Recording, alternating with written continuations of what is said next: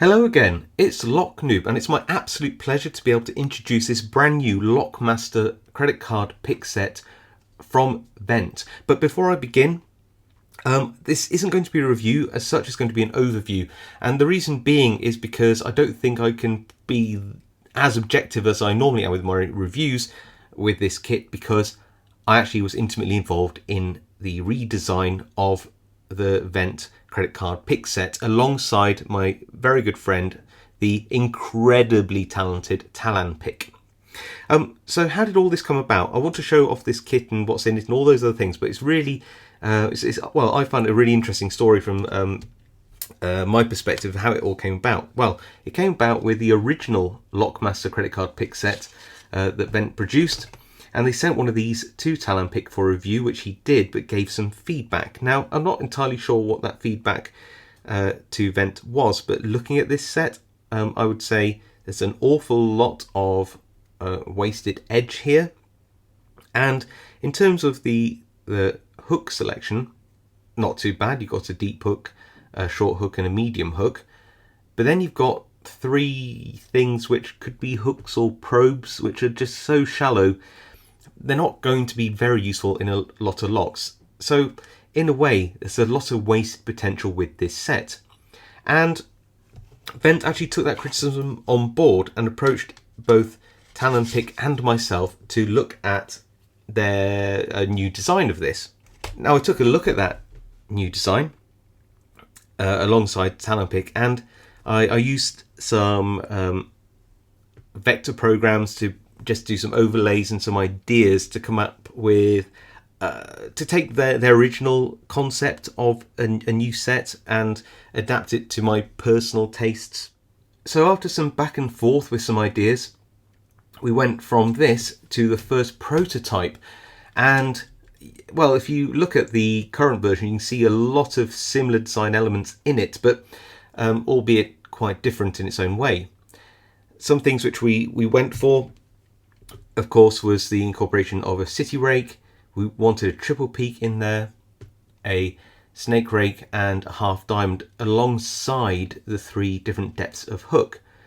The outside edge was utilized for not only the city rake, but a two-part tension tool and a pry bar along this edge here. What you'll see in the middle is really the reason why we didn't go with this design, and that is a piece of metal in the middle which had some little points on it where in theory you could bend it to make a Z wrench. The problem is this metal's really strong and excellent for picks with thin shanks. What it's not so good at is being bent. It resists bending considerably, and it just was felt that that probably wasn't the right idea. So we understood where what worked and what didn't work. We revised the ideas, we found out what the issues were and where we want to make improvements, and then we decided to just go, well, I tried to put forward a number of different configurations, one after the other, just bouncing ideas back and forth as to how to get the most amount of tools in the set as we could. We wanted as many tension tools as we can, as many picks as we can, but for it all to make sense.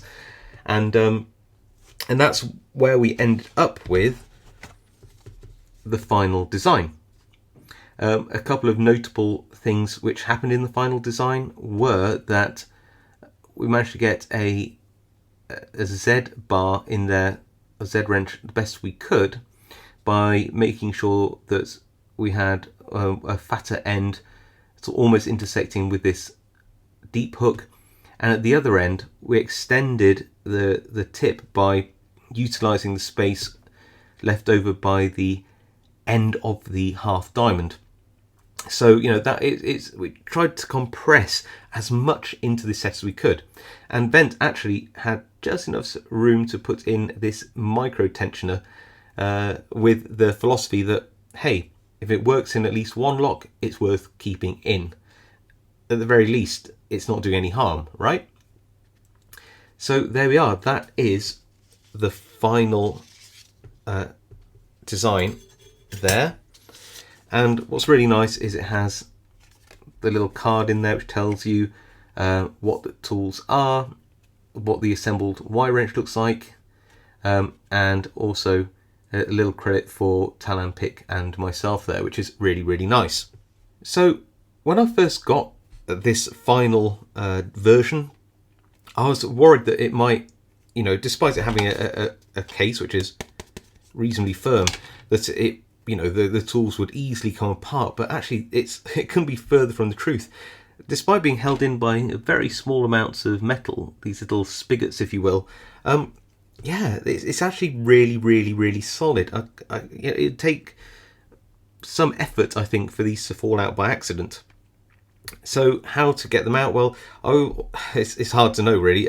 You just start with in one place and work your way across, really.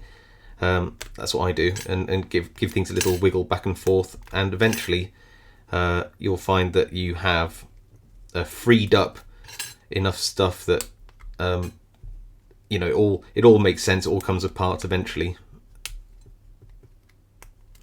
And once you sort of make some headway with it, like I said, it just gets easier and easier as you go along. And there we go. It's really cool how they've managed to somehow like almost cut halfway through the metal to get to the point where it's strong enough to hold but easy enough to snap. And there you go. Let me just show off a few of these picks and their uses, and then we'll come back. The two-part tension tool is, well, I think it's a really inspired idea. I never would have thought of something like this myself, I don't think anyway.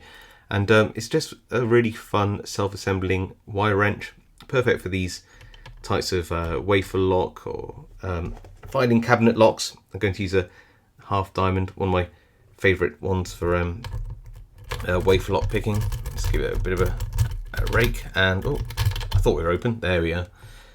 And if it bends a little bit one way because you've been using it that way, then the next time I just bend it, use it the other way around, and it just evens itself out. So yeah, really, really cool, that one. I'm glad there's a city rake in the set. I just really like them. There's certain locks where they just seem to work really, really well, and there we go. So I'm just a really big fan of that profile in particular, and yeah, it's just really nice to have one in the set. It comes in handy a lot, at least in my experience. I really like the idea of having a triple peak rake in the set, even if it's a smaller version of one, just because there are some locks with more extreme bittings where it just is really, really helpful in being able to open. And let's face it, that profile, the triple peak profile for a rake, is popular for a reason. It's useful in so many circumstances, isn't it? Even if, well, one of my favourite uses of these actually, to rake a lock into a false set and then finish raking the pins. It's a very good way of quickly picking a lock. So here's an example of that hybrid picking technique where you would try to rake a lock into a bit of a false set like this, and then you go in with something like a medium or a short hook, and you try to locate what pins weren't set. I can feel it's pin 1 here, and there we go, got an open. I've always said that the snake rake was one of my favourite rakes. I don't really know why. I just think that it allows you to get some really good position within the locks. At least I like it anyway. It's one of my favourites. So yeah, and I think they can be pretty effective in the right lock, of course. Being able to have, a short, medium, and deep hook in a set is really awesome, because if you're into single pin picking, you know that these 3 depths of pick, they're going to get you into a lot of locks, and it's so nice to have that variety just in case you need a slightly deeper hook, or you just want to get away with your short hook. Really, really nice. The little micro tensioner was really added because there was space to add it, and it's thought that if it actually helps in one lock, it's actually worth adding.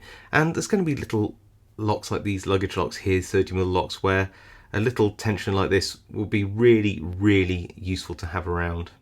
So what do you do when you've broken all these apart? So, obviously you've got a hole there for a keychain if you wish, but I have found that even if you throw them in, not too neatly, they do go back into the little credit card case quite well, I think. You know, it's still quite flat. You could throw it in your wallet, I'm sure.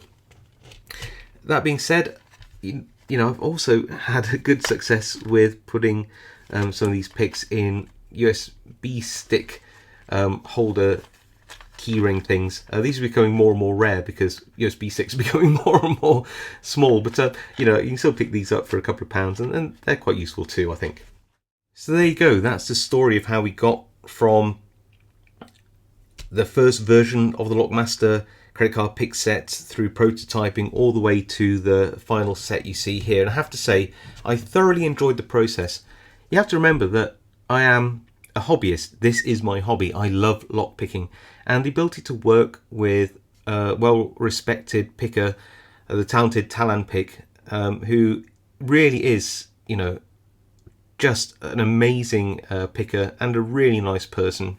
To be able to work with him, as well as a company like Wendt, to have an input into a design, going through that whole process, for me, for my interests, I just really, really loved it. It was, yeah, just really good fun. And again, like I said at the beginning of the video, it's hard for me not to be biased, but I think what we came up with is really good.